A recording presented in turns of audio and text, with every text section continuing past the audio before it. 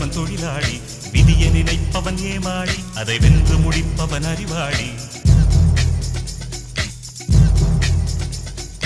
ஒருவன் ஒருவன் முதலாளி உலகில் மற்றவன் தொழிலாளி விதியை நினைப்பவன் ஏமாளி அதை வென்று முடிப்பவன் அறிவாளி பூமியை வெல்ல ஆயுதம் எதற்கு பூப்பறிக்க கோடரி எதற்கு பொன்னோ பொருளோ பொற்களம் எதற்கு ஆசை துறந்தால் அகிலம் உனக்கு